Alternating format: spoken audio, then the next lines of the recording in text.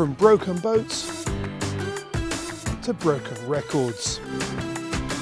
A close call on the rules front for the British America's Cup team. Plus, one way to get into cup racing for real. We sail an exciting new 30-foot pocket rocket. And of course, there's loads in Docktalk. But first, the Route du Rhum is a huge event. We know that because over 100,000 of you watched our preview piece on the solo race across the Atlantic in the last episode of OnCourse. So here's what happened.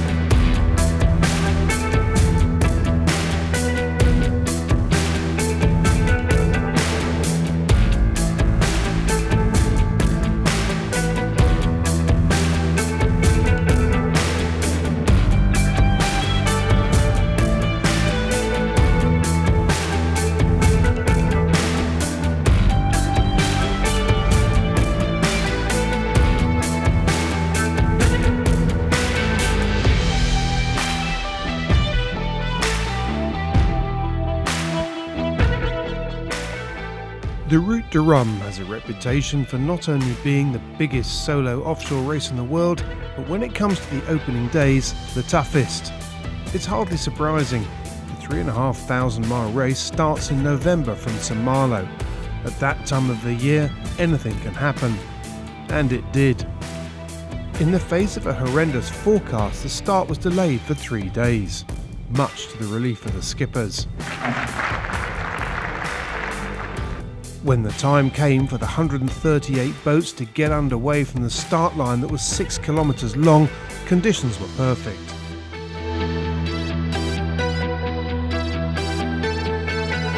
Unsurprisingly, the giant Ultime scorched away with the favourite taking the lead. After just 1 hour of sailing, Charles Caudrelier aboard Gitana 17 was leading the other tries by 8 minutes.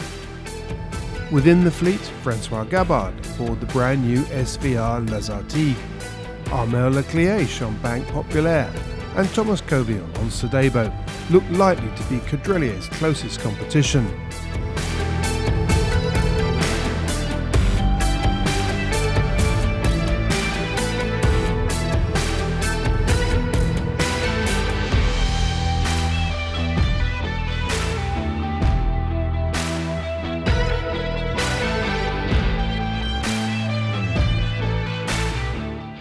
The first night was tough, and it showed. There's a lot of road ahead, and it's complicated.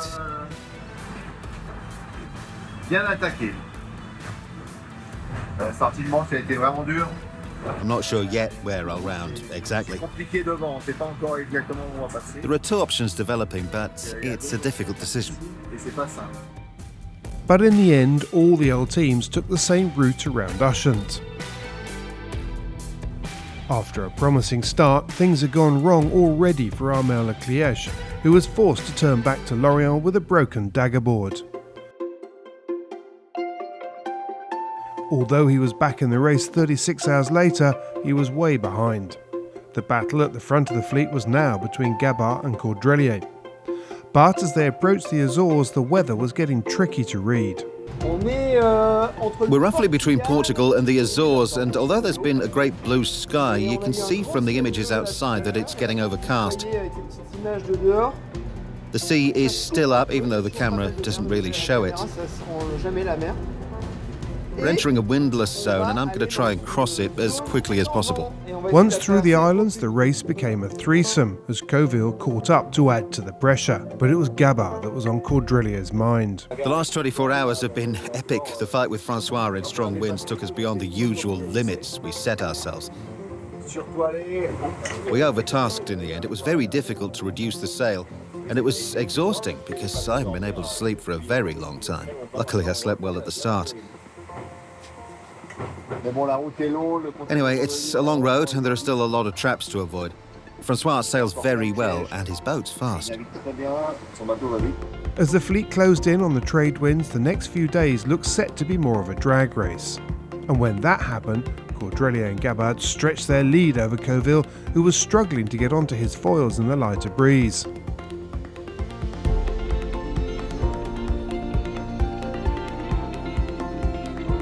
But the pressure was still on for Caudrelier. The final stage of this race is notorious for mixing things up. Wind shadows in the lee of the island can and have turned the leaderboard inside out. But as he reached the island, Caudrelier had stretched out an 80-mile lead over Gabbard. And after 6 days, 19 hours and 47 minutes, and his first attempt at the 3,500-mile race, Caudrelier had taken line honours, won the Ultime class, and set a new race record. 4 hours later, Gabbard crossed the line to take second. Along with acknowledging the team effort that had delivered the win, Caudrelier said that he hadn't experienced any technical problems. Aside from being remarkable in a class that is well known for its breakdowns, this is also an indication as to why the Gitana team have been so dominant in recent years. It takes a long time to work up a giant try, and 5 years after launching their 32-metre beast, this team is on a roll. Meanwhile, in the other classes, there'd been plenty of drama. In the Ocean 50s, class favourite Sam Goodchild in Leighton was taken off his boat by his shore team and rushed to hospital after suffering injuries to his face and arms following an accident with a winch before the start. 3 days later, and while leading the class, French skipper Thibaut Vauchel-Camus capsized. I capsized 10 hours ago. I know I was attacking hard, but I was in control. In fact, I was in the lead, well in the lead. Now it's hard to see the boat with the mast lying in the water. On the approach to Guadeloupe, there was more excitement as Erwan Leroux on Coseo hauled back Quentin Valmeek's 80-mile lead to win the race by 19 minutes.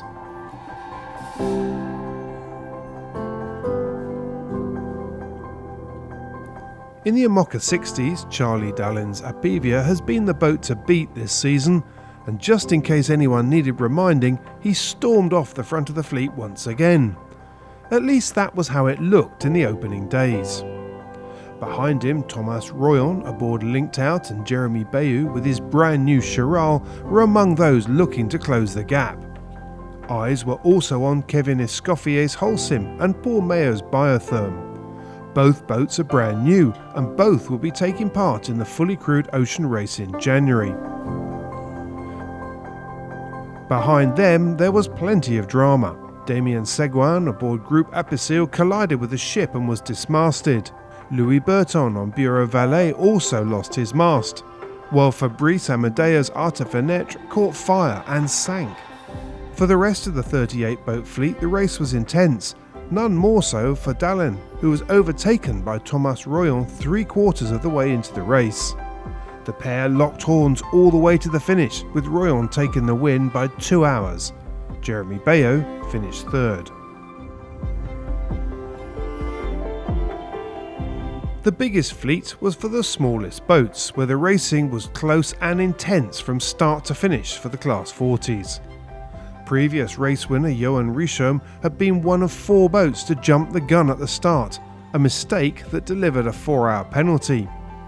Seeing the light weather ahead, Richomme on Paprika Kea decided to take the penalty early in the race where he would lose the least distance. It was a gamble that paid off.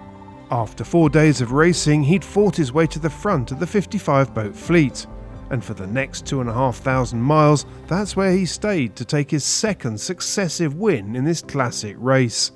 An impressive achievement.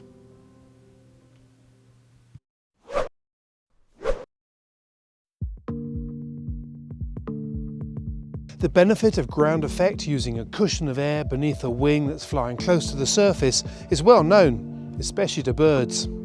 Back in the 1950s, the Soviet Union developed a range of extraordinary looking ground effect craft.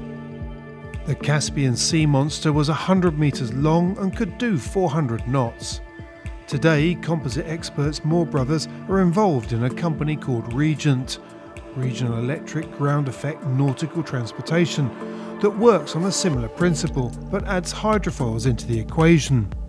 Moore Brothers in Bristol, Rhode Island were commissioned to build a quarter-scale remotely operated demonstrator.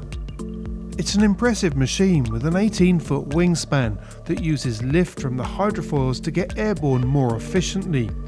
Regent already have orders for full-size versions for both a 12-passenger version, called the Viceroy, and a 100-passenger vehicle called Monarch. Both are fully electric and will have a range of 160 nautical miles. The first one is planned for launch in 2025. Minimalist, understated, with slightly classical looks is how her designer and builder describe her. Given some of the current extreme styles, I can see where they're coming from. But for the most of us, the Macara 83 is still modern, but elegant too.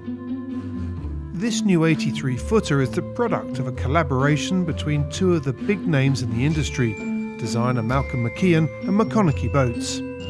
Macara's size is a key part of her design. Sitting just below the 24-metre mark, she avoids many of the costs associated with rules and regulations that come into play for larger yachts, while her overall length puts her at the top of the Mini Maxi 2 fleet. At the moment, there are very few optimised cruiser racers in this size range, so for anyone who fancies racing, the chances of getting clear air at the front of the fleet are pretty good. Below decks, you can describe her as you wish, but just look at that view. The Class 40 scene is continuing to develop at a rapid pace. Not only are the shapes becoming ever more radical, but the details you can't see are changing too.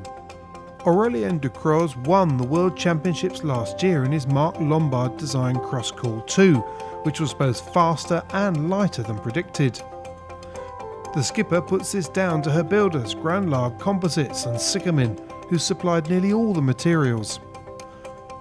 Crosscall also incorporates 50% flax content in areas such as the cockpit, ballast tanks and other non-structural parts.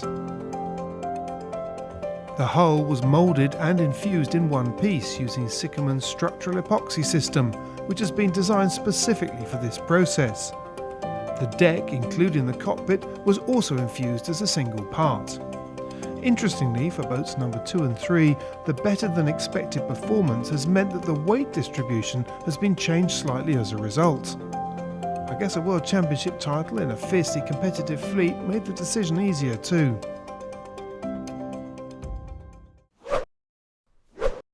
Carbon spars have become commonplace in the racing scene, but there's still a fair bit that separates various manufacturers when it comes to production. Selden's system differs significantly from many others in that pre-preg fibre is wound around an aluminium mandrel.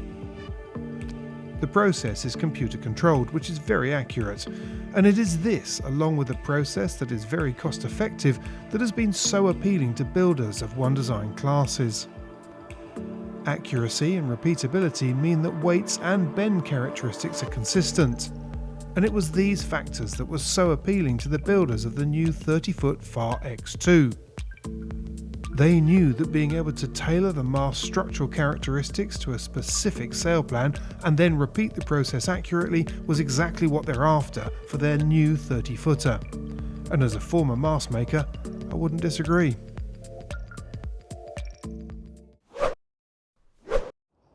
While Charles Caudrelier was celebrating setting a new race record offshore, the Kiwis were still dreaming about breaking one on land.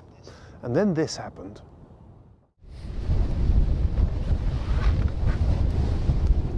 So now I'm looking really good.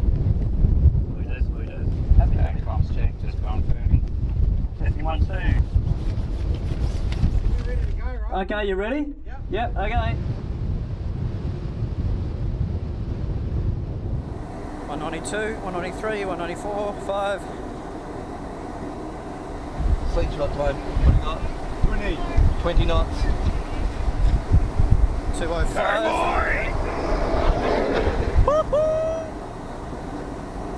212.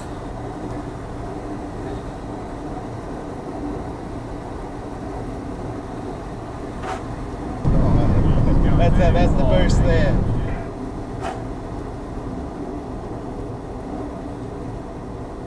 .5, slowing down here slowly. So good. He absolutely nailed it. I think we just did over 220 kilometres an hour, so pretty stoked with that. Certainly pretty puffy and shifty, and I thought it was going to be difficult, but yeah, it's super, just a different game. The puffs and the shifts coming through, I can't steer around it quick enough. So it's been a huge day, and you know, obviously a massive thanks to Emirates Team New Zealand and all the boys there. Our team principal, Matteo Donora, thanks for having belief in an innovative and cool technological program, and obviously Dolts. Yeah, we made it. We got there. We had a bit of a dream, and crazy we believed, and here we are. So stoked to keep going.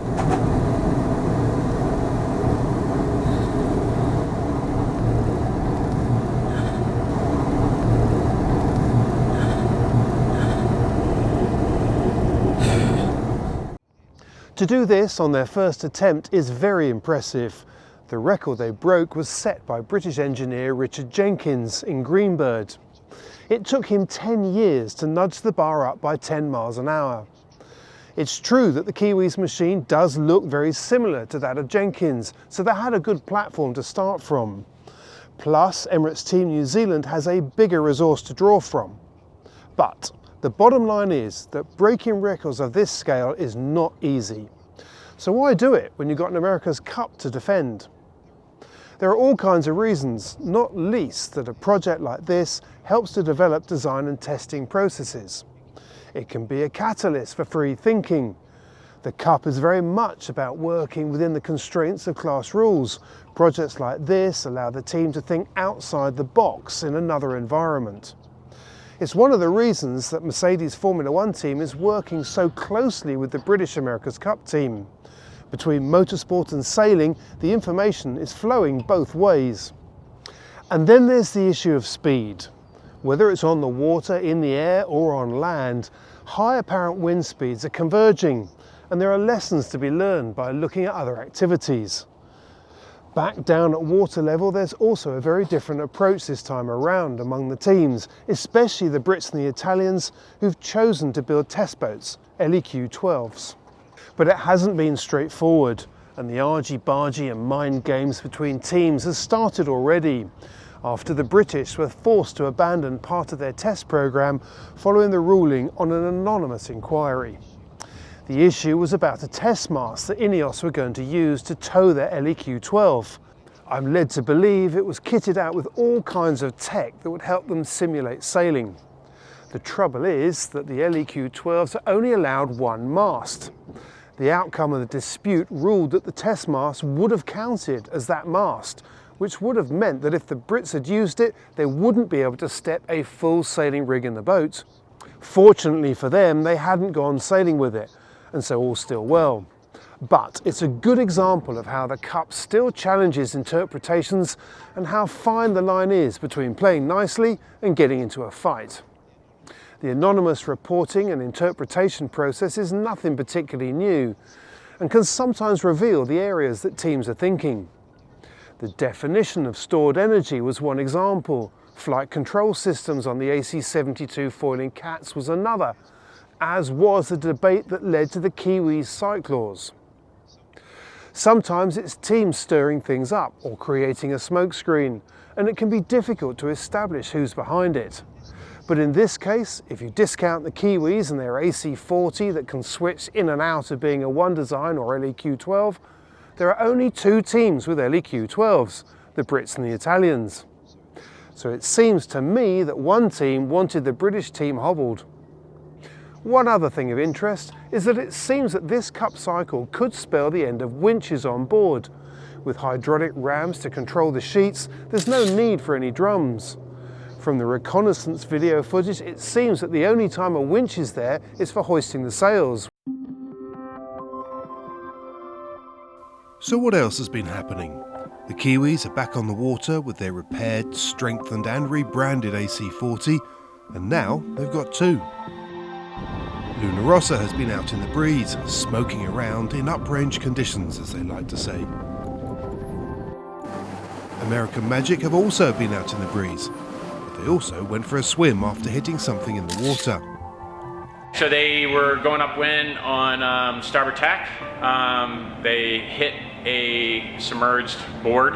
As we know here in Pensacola, when it rains a lot, things flow out of the rivers, and they hit basically hit a log in the water, and it stalled the boat, and the boat rolled over to windward. So no harm to anybody. Patriot's upright and coming back in, and we'll haul her out and get her ready to go yachting again tomorrow.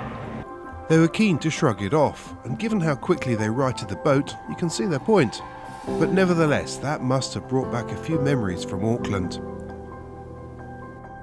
Away from the boats, the site plan for Barcelona has been published, and while the team bases are spread around the harbour a bit, the main Cup village is very close to the city side of the action. The match dates in October 2024 have been confirmed as well. And finally, a new Cup cycle wouldn't be complete without a new logo. Here you go.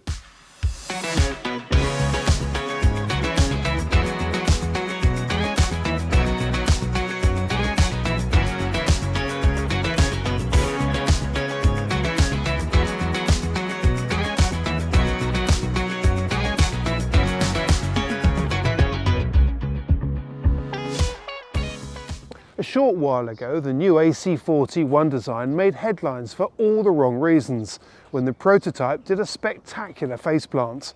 You may have seen the story we ran about how and why the boat crashed. Given that this is a boat that will be available to a much wider audience than just professional Cup teams, this was rather inconvenient for all those involved. But this is life at the leading edge, and it would be naive not to expect a few upsets along the way. Just a few days before the crash, I'd been talking to Nick Griffith of yacht brokers Ancaster, who have a number of potential clients for the AC40. Nick had just come back from New Zealand, where he'd taken a close look at the machine. And given that so few people have seen this boat in the flesh, I was keen to find out what he thought about the prospects of being able to sell something as extreme as this into the Grand Prix racing scene. So while both of us were blissfully unaware of what lay ahead, here's what he had to say. Okay, Nick, let's start with a few facts. You've just come back from New Zealand where you've seen the AC40, one of the few people to actually see one close up. With your Ancaster hat on, you're planning to sell these boats into the market beyond sort of Cup teams. That's quite an ambitious call, isn't it, for a boat of this type? What gives you that confidence? Ancaster Group has been representing McConaughey yachts for a long, long time. McConaughey's are Emirates Team New Zealand's partners in the AC40 program. In actual fact, the design was obviously completed by Emirates Team New Zealand. The boats were built at McConaughey's facilities in America. Well, the majority of the boats were manufactured at their facilities in China. So that's kind of where we got involved in the program. Initially, and I think the protocol was calling for these 40s to be built to provide boats for both the women's America's Cup as well as the Youth America's Cup. And I think what transpired was that in comparison to obviously to the 75s, it's a much simpler boat to sail, although probably just about as complex under the surface. And so I think Emirates Team New Zealand, McConaughey's looked at this and they thought it's working for the youth teams and the women's pathways. And they said, well, is this not feasible to be selling this very exciting form of racing to the broader boat buyers or boat owners, racing boat owners? And so we've had a discussion internally over the last couple of months and whatever, and it does appear to be very viable. And what I saw in Auckland last week, I spent 2 days with Emirates Team New Zealand at their base, looking at having a close look at hull number one, and it's an incredibly impressive program. And we know Emirates Team New Zealand capabilities of developing and designing all these things. It's a long history they've had in that, and I think also McConaughey's as their partners have done a fantastic job. And what impressed me the most was that they built these boats, they were designed, they were built in effect remotely. The boat arrived, hull number one arrived in Auckland, they wheeled it out, put the mast in it, put some sails off and went yachting in it, and the thing worked. And it didn't have to go back into the shed and get re-engineered and whatever. And that's extraordinary. It's got to be manageable as well, though, hasn't it? I mean, I think that's the thing that really strikes me about it is like you, I've watched these boats, watched the AC-75s a lot, and there's still extraordinary things to see. Sail a big boat, sailing with no keel and flying on one hull, it's on one foil, it's all bizarre. What strikes me is that technology behind the scenes seems to be what's making this possible with autopilot systems and flight control systems. Is that what you saw when you were down there? Well, I saw, my purpose for going down there is one, I mean, you can only extract so much from a video and from correspondence and whatever. I wanted to go down there, one, to see if this is actually a deliverable product. Our organisation has spent the last 35 years selling boats to all sorts of people with all sorts of different skill levels and whatever. And it's different if you're selling a boat that's going to be run and managed by an America's Cup campaign. Not everyone has an America's Cup campaign to organise a boat. So what I was looking at was, is this actually something that a private individual, granted with some pretty high-end and professional help, would they be able to maintain it? Would they be able to sail it, manage it, run it, and use it as we would do any other race boat? And in summary, or to be brief, to the point, yes, it is, and I only became convinced of this having seen the boat, seen Team New Zealand operate the boat, and get a better understanding of the boat. It's very, very usable, very manageable. The boat itself is powered by batteries. There's no physical, we don't have it as on the 75s and indeed in the AC50s, in the catamarans, where we rely very heavily on manpower, be it grinders or cycles or whatever. It's just run by that. The AC40s have got this fantastic autopilot, and it's not an autopilot like we're used to that relies on wind instruments, etc., etc. It just relies on the gyro compass. And basically, what the autopilot does, it controls the ride height, the pitch, and the roll of the boat to give it a stable platform. You, as crew, will feed parameters into that, which will adjust that. So, for example, you would have different parameters. If you saw breeze ahead, you would adjust it, modify it, do it, whatever. And then the rest of the crew, the helms are steering, very straightforward exercise, and then you've got the wing trimmer, if you like, or mainsail trimmer, to use a more traditional term, and then the jib trimmer. And because of that autopilot, it suddenly becomes a much more feasible it's a much more manageable piece of kit. Does that mean that the fourth person then could be your co-skipper, your coach, or in the case of a private owner, you could have someone keeping an eye on you, albeit from the other side of the boat, or behind you? Yeah. Well, I mean, it was explained to me, and not having been on the boat, steered the boat, but the guys at Team New Zealand were saying basically, with the autopilot, with obviously the wing trimmer and the jib trimmer, you can pretty much sit there and steer the boat between probably 30, apparent wind angles from 30 to all the way up to 140, and pretty much go wherever you wanted to go. And that's what it looked like. One of the things I went down there to do was just to look at the practicalities of owning one of these things. Where do you keep it? How do you do? What is it? And I think probably the nearest thing I got to, probably the biggest challenge is it doesn't have a motor, but nor does a 6 metre or nor does a 12 metre. You will have a tender. Draft-wise, it was fine, and the manoeuvring, as I said, it's a bit like handling a 6 metre. I mean, if you've ever raced a 6 metre, you need your tender, your small tender with someone in it to manoeuvre you around, and it's no more complicated than that. What about maintenance? I mean, with such sophisticated systems on the boat, they're often, I know, with cut boats, it's sort of, well, as you alluded to earlier on, it's inconceivable that a privateer could really run a cut boat campaign. Yeah. And the same was said of things like Volvo 70s and other high-tech machines, wasn't it? From what I've seen and what I understand and witnessed, the systems are incredibly reliable, and the engine and the design that's gone into it, etc., makes that. The rig is beautifully designed. It's relatively simple. Yes, you've got the twin skin mainsail, which has its benefits in comparison to our more traditional type of race boats, in so much as that these sails don't flap. And therefore, as a consequence, they don't flap. If they don't flap, they don't degrade very much. So your sail program is going to be much cheaper. And then the systems, as far as the mast is concerned, the standing rigging, it's all kind of off-the-shelf type stuff. I was interested to see what they were using for a power pack. I was expecting some sort of, very sophisticated car-type battery. No, it's 3 batteries. And these things they take out of the boat, they can recharge them, whatever. And the interesting thing with the power pack is that, unlike you may have witnessed with the Cats and the 75s, they'll change the power packs over halfway through the day, whatever. There's enough power on these batteries to run these boats for a full day's racing. And I mean, you could have a 3 or 4 short, race day, and you don't need to do that. The batteries are there. They've got enough onboard power to run everything for a day. So that's very practical. Yeah.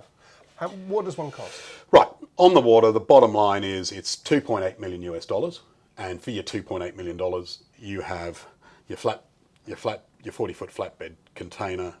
When I say container, flat rack, the boat, sails, instrumentation. There's even within that there's a budget for the communications, because the communications on these sorts of boats is really, really important. In actual fact, there's been an awful lot of time and energy that's gone into it to make a system that works, very similar to what we see with the AC-75s. And so there's all the other associated equipment that you require for looking after the boat, everything from the stanchions that they put in place when the boat goes up on the cradle. The cradle's a part of it. So it's a very complete package, and the detail is fantastic. Amazing. It is genuinely deliverable. I think it's really exciting. I just want to go back. So the $2.8 million, how does that compare? I mean, to a lot of people that sound like a lot of money, but how does that compare to other sort of equivalent Grand Prix classes? Well, where I sort of position where we see this boat, and we position this boat, it's similar to say Med Cup boats, the TP52 programs. A modern day TP52 is probably just the build of the boat. The first boat is going to be about $3 million. So the TP52 is very comparable. I think the running costs of the AC40 will be significantly less than a TP52.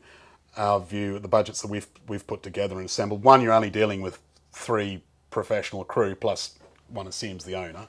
You will have someone driving. You'll probably have your coach or your tender driver around racing these sorts of things.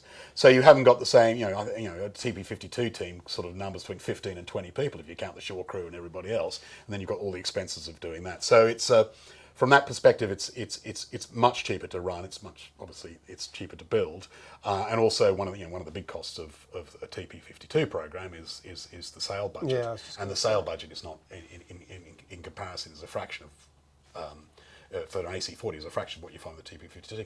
And then we've also seen other classes, the GC32, very similar sorts of numbers. I think probably the initial upfront cost of an AC40, because of its sophistication, is obviously higher than that, but the ongoing running costs and et cetera, would be, say, if you were doing a 6 to 10 event circuit, would be less, because one, crew numbers are less, and all those sorts of things.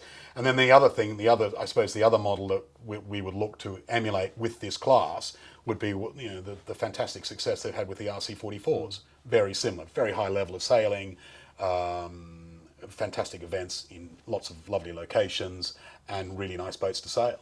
I would suggest, we would argue that the AC40 is a sort of that's the next evolution of those sorts of classes, be it a TP, an RC44, or indeed the GC32, and indeed other classes. That leads me in quite nicely actually into my next question, which is so I go and buy one. So where am I going to play? That is evolving. That is most definitely a moving feast. We have a number of owners have expressed interest. In fact, one owner has put some money down, but subject to us finding another 4 private owners, where the privately owned fleet will interact with the youth programs and the women's programs. And let's keep in mind that the AC40, as far as we understand, is that it is part of 2 America's Cup cycles. So these boats are going to be around, so there's longevity there. So there's going to be fleet racing in between. We envisage it to be a very similar setup to an owner-driven, although and I say we, the builders, the manufacturers, and the marketeers, if you like, of the fleet will be providing the support. And Team New Zealand, Emirates Team New Zealand, are very committed, as are McConaughey's, to supporting whatever circuit that evolves. And that will be down to the owners. We're going to put a collection of owners together. Here are their boats. Let's put together a circuit and whatever. I guess the whole project benefits in a way from the fact that it is a one design, isn't it? And it's a one design that's already, we'll come on to this in a minute, but it's a one design that's already got a number of customers. It's not a wishful thinking project. This is happening. It's got to happen, because it's got to happen for the America's Cup. So it must benefit from there. And certainly one designs, when you get decent numbers, allow you to sort of go to that level of detail, don't they? Well, when they started putting the whole project together, they knew, because of the protocol, that they were going to have to build at least 8 of these boats for the various teams and whatever, to fulfil their obligations under the protocol. And so they've taken what we would consider a production approach to it. The other thing I noticed the other day, and maybe you can confirm this, is I wasn't fully aware of this until quite recently, but as part of the youth and women's America's Cup teams, I thought they were just limited to the America's Cup teams themselves, but they're not, are they? No, you can have up to, I think it's 12 teams in all. That's right. So actually people from outside can come in and have a go at the America's Cup. Now that hasn't happened. I don't know whether it was deliberate. I'd like to think it was planned. I think that was a masterstroke of the guys that put the protocol together. But also the point you make is that whatever happens, if we have no success in finding private owners to acquire these boats, there are going to be 10 in the world at least. And that, as you say, that's starting new one design classes and having a foundation set in stone of 10 boats supported by Emirates Team New Zealand and McConaughey's. And when are we getting one? Good question. We are with the current commitment levels to fulfil for the youth, for the cup teams, and the additional youth and women's boats.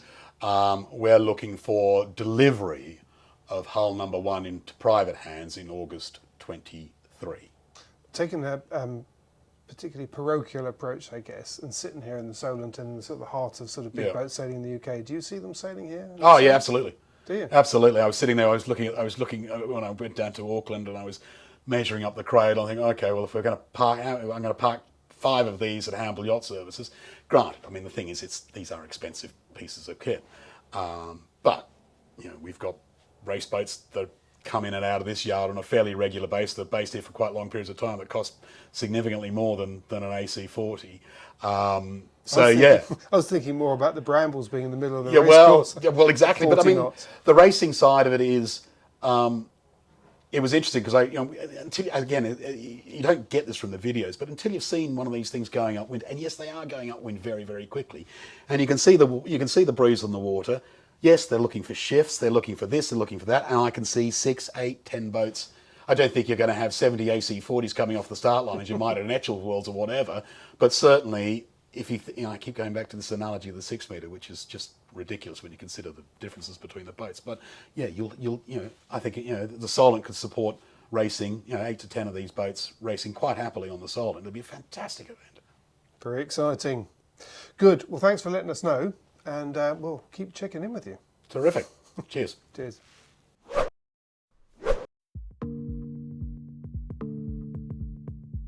If you were planning to simulate the working environment for a new winch, you probably wouldn't expect to have to build a test facility over several floors.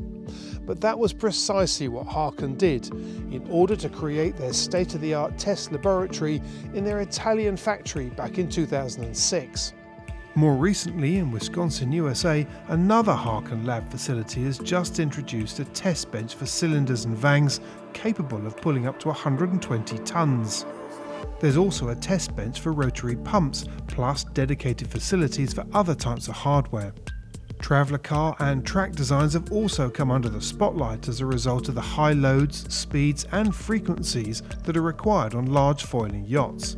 Little surprise then that many of the top teams are using the Harken labs to validate systems before they're fitted to their own projects.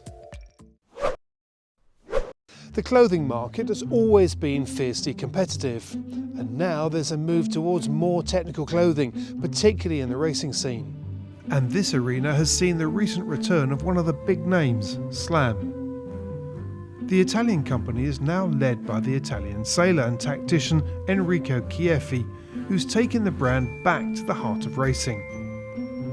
From offshore to Oppies and Olympic classes and everything in between, the company has taken a hard look at what's required when it comes to delivering results on the racecourse.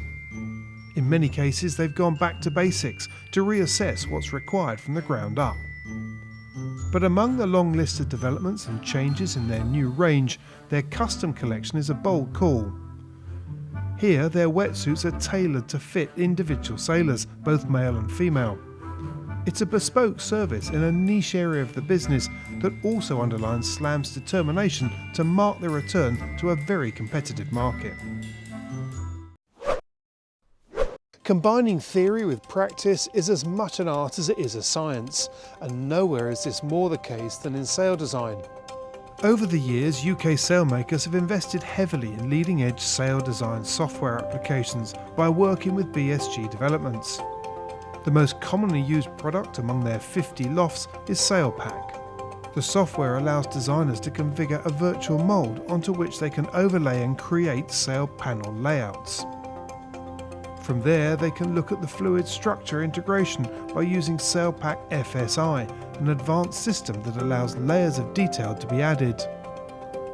The process starts with creating a model of the boat, rig and sail plan. Further detail is added to allow designers to see the real flying shape and how it changes with a wide variety of real-life trimming options. As well as designing the sails, detailed guides on how to set them and the boat up in real life can be created for owners to help crews put theory into practice.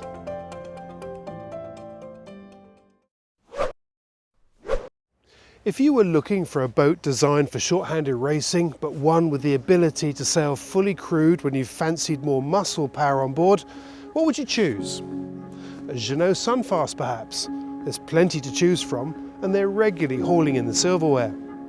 Or perhaps you go for a JPK. Over the last few years, they've also been a familiar sight at the top of the leaderboard offshore. Or maybe you'd opt for a J-boat. There are also plenty to choose from here, and in many ways, whether you're sailing short-handed or fully crewed, they have a track record for doing both. Or are you looking for something altogether more fruity, something with more punch? Something that takes you to the next level of performance, but without the need to give up your day job and turn professional. If that's the case, maybe it's this, the Farr X2. The pre-launch publicity for this boat seemed to whet quite a few appetites. Her vital statistics suggest a boat that's going to raise the bar in the short-handed scene by delivering more power and a spicier feel. And yet, at 30 foot overall, she's smaller than many of her competitors. Leaving the key question, what makes the Farr X2 different? Boat number 3 has just arrived in the UK, and we were the first to get aboard her. In fact, we were so keen to climb aboard that she was still being commissioned, so there are a number of items that were still being figured out. Nevertheless, given the amount of attention that this boat has received already, we thought we should take a first look at what makes the Farr X2 tick. But we were also acutely aware that this is a boat that has been newsworthy for all the wrong reasons too. Her early trials in Australia turned into a genuine nightmare after losing her keel offshore. Fortunately, her crew were rescued, but it was a frightening affair for all. As many of you may know, this has been a subject that I've reported on for many years and take very seriously indeed. With so much comment and speculation since the accident, it was important to see this boat in the flesh and ask some direct questions. More of that later. But for now, what's the X2 really like? She certainly looks the part, and under sail she's an easy boat to get on with. In 15 to 20 knots of breeze she's sliced up wind. Cracked off a few degrees and she strains at the leash. With the A2 set, she's eager to please. And with the code 0, you experience a set of gears you might not have expected. But old boat testers' habits die hard, and what I wanted to know to start with was where the X2 is pitched in such a busy competitive market. Project manager Brett Perry was the man to ask. Well, the X2's come up from, let's say, the past sort of 7 or maybe even 8 years of my time in the mini fleet. I'd spent a lot of time in Spain, France, didn't actually do the mini transit, but was a part of another project. So I sort of got my feet, if you like, in the double-handed and solo sailing scene. What I wanted to do, or the vision of the X2, is based on making a boat that is, it's a double-handed boat at heart, because it's very easy to sail a double-handed boat with crew, but not so easy the other way around. So a crewed boat, it's quite difficult to sail double-handed. So a lot of the boats that are on the market, tend to have more of the focus on, being a crewed boat that people will just sail double-handed. This boat is 100% thoroughbred double-handed, and that's kind of where it came from. It's easy to be impressed with the performance of this boat. She gets up and goes at the slightest provocation. But the reality is that the acid test will be on the racecourse, and for that we'll have to wait. But what is clear is that the X2's layout makes it a very easy boat to handle, whether you're 2-up or fully crewed, and according to Brett, that was no accident. Britton Ward from Farr Yacht Design and I spent hours and hours talking about what is a problem with boats, and moving around the boat is always a problem. So we wanted to make sure that things like the winches were in a standard primary position, but close to the helmsman. I'm in the helmsman position here. I can run my windward, my jib sheet up to the windward side here, and I can operate everything from here. But on the other hand, you can still sail it in a crewed mode. So I can be steering, and you can have a person trimming to leeward, doing the normal sailing way, and that's just how we did it. It's a good job that the X2 is easy to manage because she's got plenty of sail area. I mean, basically what I wanted to do from day one was to have a boat that was very easily reaching its numbers in lighter air. Now, if we look at races all around the world, majority of them, on average are generally under 15 knots. Yeah, you have your days where it's 20, 25, maybe more, but a lot of the races are under that 15 knots, and I think that's something that we aimed for, a boat that sails well in heavy conditions with the right sails configuration, but also is up to numbers early. So, 7 knots of wind, 8 knots of wind, the boat is fully powered up upwind. We've got a big, I call it a Comanche style of rig setup. We've got a rig well aft in the boat. We've got a long boom all the way to the back of the boat and a big J. So it has got a lot of sail area. So when you look at the boat off the water, it looks all sail, and it feels like it when you're sailing, and you experience that today. In addition to straight-line performance, overall handling was also an important factor in the design of the sail plan and wardrobe. I guess one of the things I really learned when I was doing my solo and short-handed sailing in the minis was you feel a lot more comfortable when you've got more control. In those boats, you're pushing hard, but in this boat you're a little bit bigger, you're a little bit more powerful. So if you can get yourself into an A5 top-down furling configuration with a reef or two, with a staysail, if you do have an issue, you're just furling.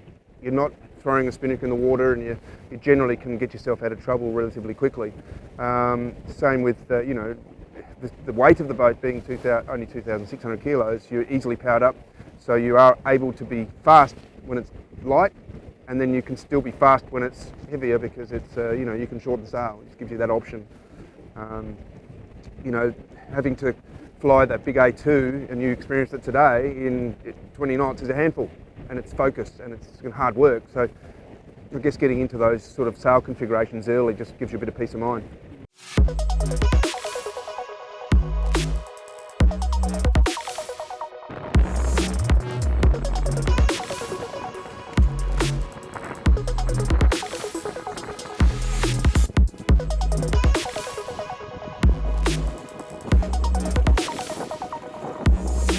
Well, that was a very interesting day. We had just getting on for 5 hours of sailing out there. We had every point to sail. We had the kites up, the code 0 up. We had plenty of upwind, downwind, and we had a variety of breeze because it started off quite punchy and then dropped off towards the end of the day. So it was a great first test for this boat. And she's certainly, the one thing you come away thinking is she certainly punches above her weight. This is a boat that is just 30 foot long, and yet downwind in particular, her performance really lights up. So in the competitive and ever crowded market of the shorthand sailing scene, this is going to be one boat to watch for, that's for sure. What do I like about her in particular? I think what's really impressed me, apart from just the performance of the boat, is the ease of which you can handle this boat short-handed. But not just that, the fact that when you have 4 people on the boat, it's still not crowded and you can still sail it just as you would a fully crewed boat. That's not as easy to achieve as you might think, and they've definitely done it on this boat. It's subtly very clever, the layout of this boat. I like it a lot. They freely admit there's plenty more to be done, not least of all some rope bags and a whole load of other little fiddles and tweaks that they need to do. But I think the Farr X2 has got the makings of being a very, very interesting boat, particularly in the short-handed scene, but also in this emerging new market where 4 is fully crewed. But I still had a few more questions. Sea Venture's Nigel Colley already sails the Jeanneau Sunfast range. Why would he want to take on another 30-footer? Well, it's like the bigger we make the pond, the more fish can swim in it. And that's really where we're at. So the double-handed scene has grown exponentially over the last few years, and it's opening up opportunities for new space within that scene. And this boat perfectly fills a space which currently exists in that market. What is that space then? It's the more performance end of the space. People coming up from high performance dinghies will feel more affinity with something like the X2. The Sunfast is more of a cruiser racer, or even a racer cruiser. The Farr X2 is very much a racing boat, but it fulfills all the criteria of being a viable offshore short-handed racing machine. So it's clear that there has been a lot of growth in the short-handed scene, but one of the criticisms that I'm beginning to hear a bit of is that people are saying, well, it's all very well, but now with boats that are only taking 1 or 2 people on board, there's no opportunity for a raft of people that would normally be hiking the boat, and so there are less opportunities to sail exciting boats like this. Well, no, that's totally wrong. These modern generation of boats, which have been designed to be very short-handed, lend themselves superbly well to putting on a crew of 4 or 5 people. You can have 4 or 5 people, 2 or 3 of those can be inexperienced new people to the sport. You know you can sail the boat solo, double-handed.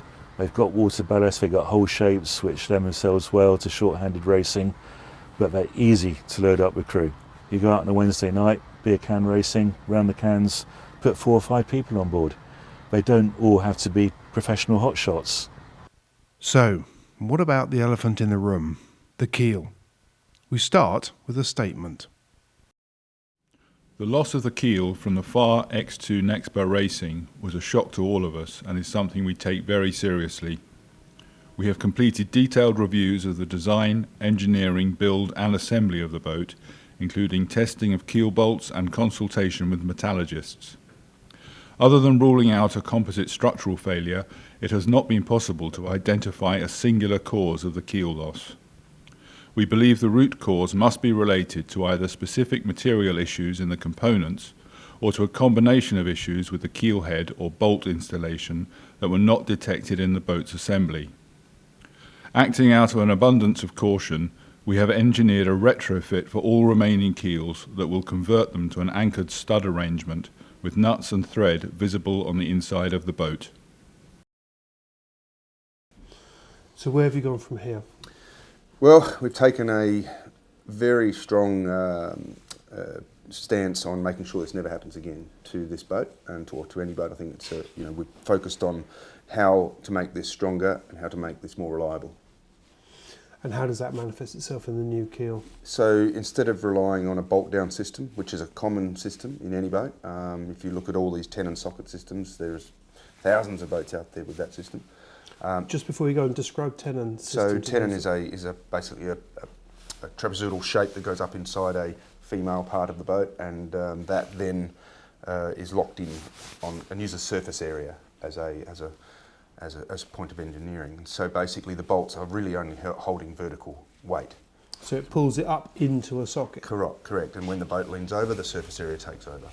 And that's a common way of fixing keels? It's been around for a long, long time. So from that approach, we've gone opposite of being bolt down. So we've actually in turn gone stud up, what we call stud up, where we have inserted 2 studs into the top of the system and gone horizontally across with 2 more studs, if you like. That actually anchors the whole thing in place.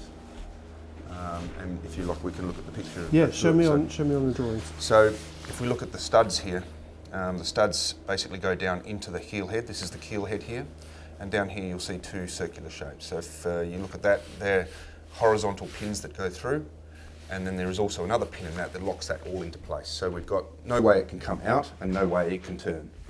And then on top of that we have the washer plate, if you like, which is not structural to the boat. All of this is still relying on the composite of the boat, and a locking mechanism at the top, which is this part here, which is the hex washers that go over the top. So there's 2 or 3 points here we're looking at. One, we're spreading the load from this anchor point through the head of the keel. we're not relying on threads of 2 different materials holding the thing together. And at the top we have the locking mechanism which will disable any movement of the nuts at the top. So we're relying on nuts, do that up to a torque, and then lock it all in place. So there's a lot of ways. It's a belts and braces approach. So as we can see here, this is the raw keel head, still not obviously faired. That's the cast. You can see the pins. We're looking at this upside down, obviously. The pins going in. You can see here the horizontal pin with the locking pin into it. So that's how it looks before it's being put into the composite fairing. And then this will then be wound up towards this point here. Yeah, correct. That goes up into the boat. Yeah, but there's no composite fairing on that. That's just that is the cast as is. I see. Right. Yeah. So this is looking at it all glued in place. It's been splayed, the pin, and locking it all in place is done like that. And you can see now the end product. So this is now lifting the whole keel. The pins are there. The washers are there. This is a test, and obviously that's the final product, if you like, of the fairing.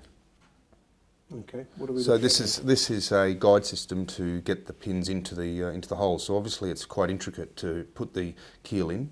You've got lots of different angles to work with.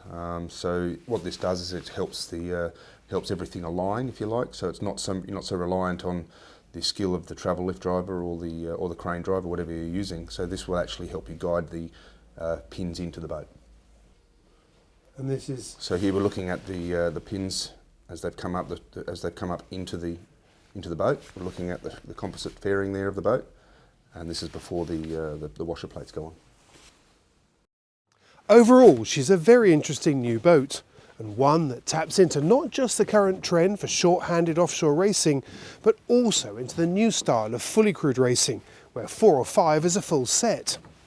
But I think there's another interesting consideration, especially for those thinking of stepping into this scene. The Sunfast 3300 looks likely to be a close competitor for the Farr, and for anyone trying to make up their mind between the two, they'll discover that there's very little to separate them on price. Instead, it'll all come down to how lively you want your ride to be. To find out more about the details that caught my eye on deck and her innovative layout down below, follow the link above or in the description on YouTube, or simply head to the Boats, Kit and Comments section on the channel. Once again, and as always, thank you so much for watching. Please do keep sending us your comments. Make sure that you hit that notification bell on the YouTube site. It makes a big difference. Keep checking us out on social media on Facebook and Twitter too. And finally, as we come towards the end of the year, thank you so much for watching all year. The support has been absolutely tremendous, and we've seen numbers go through the roof. We've got some very exciting news that I'm going to hold back until next year in the new year. But until then, stay safe, stay well. Until next time.